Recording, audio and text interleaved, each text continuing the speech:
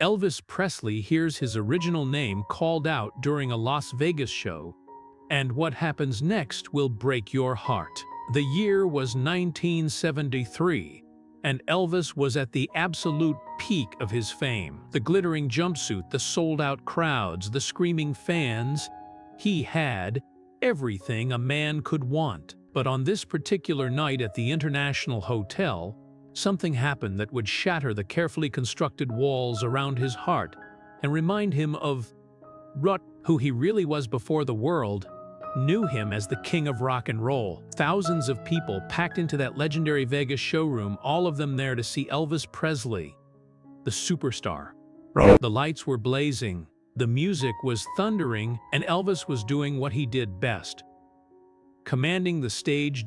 With that magnetic presence that had made him a global icon. But somewhere in that sea of faces, an elderly woman from Tupelo, Mississippi, was looking at him with different eyes. She wasn't seeing the rhinestone-covered performer or the cultural phenomenon. She was seeing a little boy she used to know, a child who had played in her backyard and sat at her kitchen table eating cornbread and listening to her stories. Her name was Martha Williams, and she had been Elvis's neighbor back when he was just another poor kid from the wrong side of the tracks.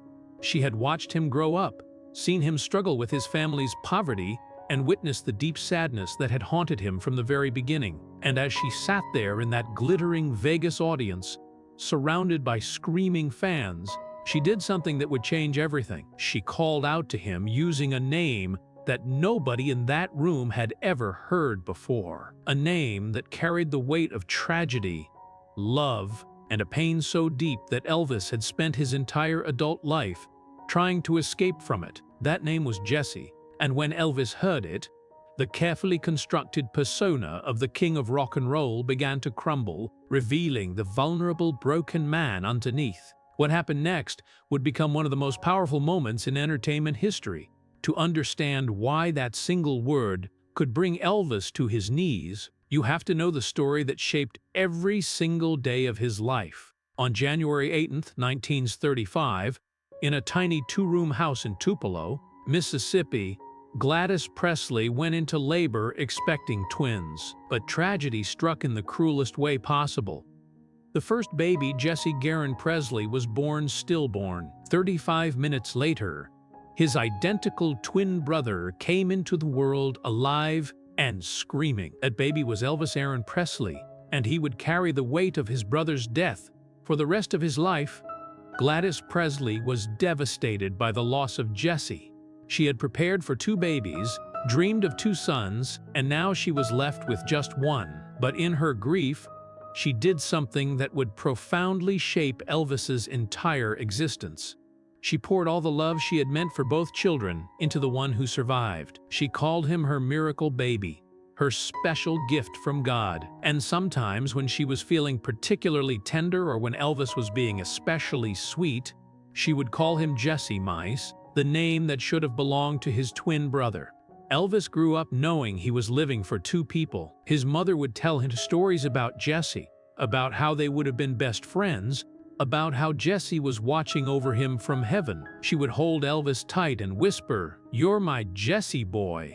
And he would feel the weight of carrying his brother's memory, his brother's unlived life, his brother's unfulfilled dream. It created in Elvis a desperate need to be enough for everyone's to fill the space that 2 people should have occupied. The family was too poor to afford a proper headstone for Jesse, so the little grave in Priceville Cemetery remained unmarked for years. But Elvis never forgot. He would visit that grave and talk to his brother, telling him about his dreams of making music, of making their mama proud, of proving that he was worthy of the life he had been given while Jesse had been taken away. That name, Jesse, represented everything Elvis had lost before he even knew what loss meant. As Elvis grew older and his star began to rise, something heartbreaking happened. The little boy who had been called Jesse by his loving mother slowly disappeared behind the glittering facade of Elvis Presley, the performer. It started innocently enough. When Sam Phillips first heard him sing at Sun Records, when the girls started screaming at his concerts, when Ed Sullivan introduced him to America. Each step toward fame was another step away from the vulnerable child who had carried his brother's memory in his heart. By the time Elvis reached the heights of his career, the transformation was complete. The boy who used to sit on his mother's lap while she called him Jesse had been buried under layers of sequins, screaming crowds, and the crushing weight of being everyone's idol. He lived in a world where thousands of people knew his name, but almost no one knew his heart. The friends around him called him Elvis, or EP, or the King, but nobody, absolutely nobody's called him by the tender nickname that had once made him feel like he was enough, like he was loved just for being himself. The loneliness was suffocating. Elvis would stand on stage in front of 50,000 people, all of them chanting his name, and feel more alone than he had ever felt in his life. Because they weren't chanting for Jesse, the boy who missed his twin brother. They weren't cheering for the kid who still visited an unmarked grave in Tupelo. They were screaming for Elvis Presley, the performer, the image, the carefully constructed persona that had become his prison. His mother Gladys had died in 1958, taking with her the last person who had known him as Jesse. After her funeral, Elvis locked himself in his room at Graceland and wept for hours, not just for losing his mother, but for losing the last connection to the boy he used to be. There was no one left who remembered the child who had played in Martha Williams's backyard, no one who had heard Gladys whisper Jesse when she thought no one was listening. The pills, the isolation, the desperate relationships, they were all attempts to fill the void where his authentic self used to live. Elvis had become the most famous person in the world, but he had lost the most important thing of all. He had lost himself. The boy named Jesse had been sacrificed on the altar of fame, and what remained was a hollow shell of rhinestones and loneliness, desperately searching for someone, anyone, who might remember who he really was beneath all the glitter and gold. On that fateful night in Las Vegas, as Elvis moved through his usual repertoire of hits, something extraordinary was happening. Martha Williams, now in her 70s, had saved up for months to make the trip from Tupelo to Las Vegas. She had been one of the few people who had known Elvis before he became Elvis, back when he was just a skinny kid with big dreams and an even bigger heart. She had watched him grow up in her neighborhood, had seen him struggle with his family's poverty, and had witnessed firsthand the deep sadness that had followed him, like a shadow from the day he was born. As she sat in that glittering showroom, surrounded by screaming fans and flashing lights, Martha wasn't seeing the rhinestone-covered superstar that everyone else was mesmerized by. She was seeing little Jesse Presley, the boy who used to come to her back door asking if she had any leftover biscuits, the child who would sit on her porch and tell her about the dreams he had where he could talk to his twin brother. She remembered how his face would light up when his mother called him Jesse, how he would beam with pride when Gladys would say, "Come here, Jesse boy, and give your mama a hug." The moment came during Love Me Tender, one of Elvis's most emotional songs.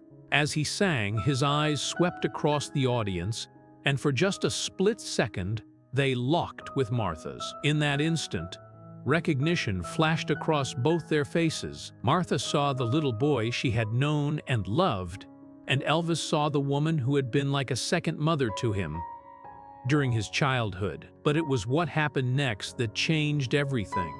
Without thinking, driven by pure maternal instinct and a lifetime of love, Martha Williams rose from her seat and called out across that crowded showroom. Her voice, weathered by age but still strong with emotion, cut through the music and the noise like a knife through silk. "Jesse," she called out, her voice breaking with emotion. "Jesse, honey, it's Miss Martha." The effect was immediate and devastating. Elvis stopped singing mid-word, his voice catching in his throat as if someone had just reached into his chest and squeezed his heart. The band continued playing for a few more notes before gradually trailing off, sensing something profound was happening. The audience fell silent, confused but somehow aware that they were witnessing something deeply personal and important. For the first time in 15 years, someone had called him by the name that connected him to his lost brother, to his mother's love, To the boy he had been before, the world demanded he become someone else. And in that moment, the carefully constructed walls around Elvis's heart began to crumble. If you're as moved by this incredible story as we are, please take a moment to subscribe to our channel and give this video a thumbs up. Your support means everything to us and helps us continue bringing you these powerful, true stories that remind us what really matters in life. We're building a community of people who believe in the power of authentic human connection, and we'd love for you to be part of it. What happened next will stay with everyone who witnessed it for the rest of their lives.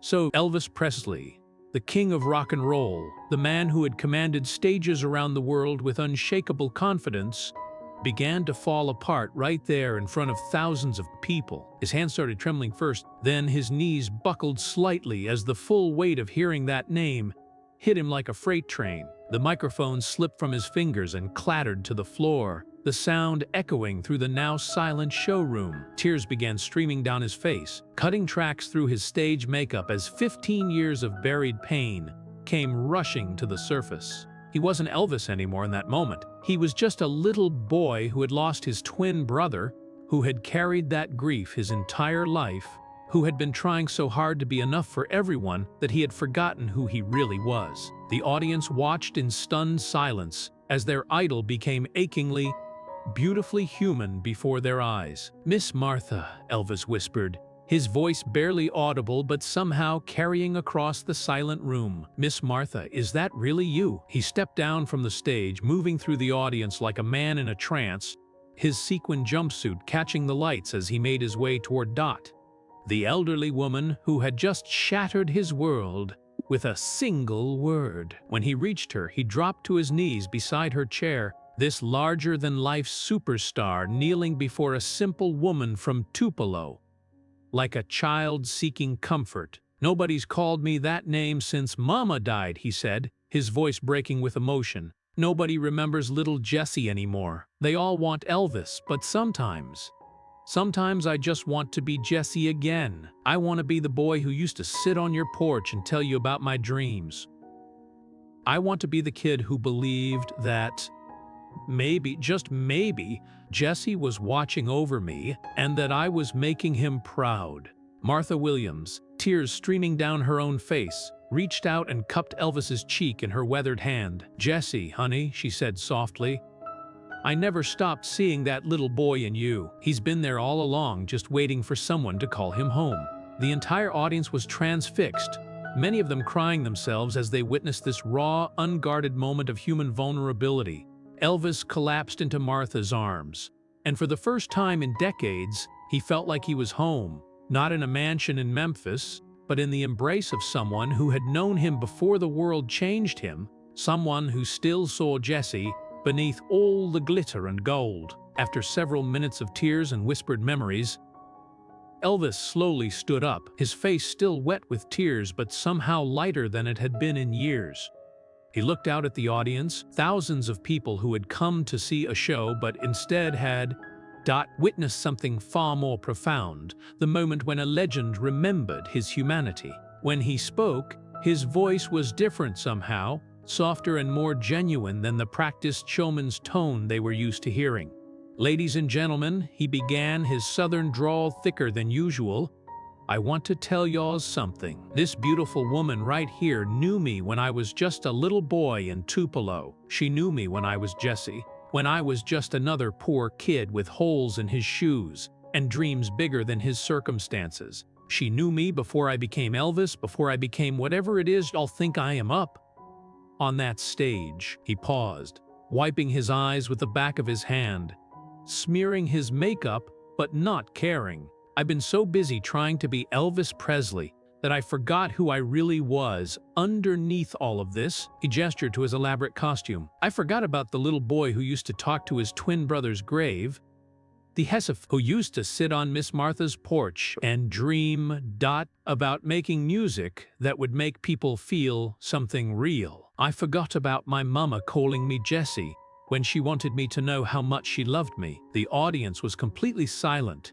hanging on every word. This wasn't the polished performer they had paid to see.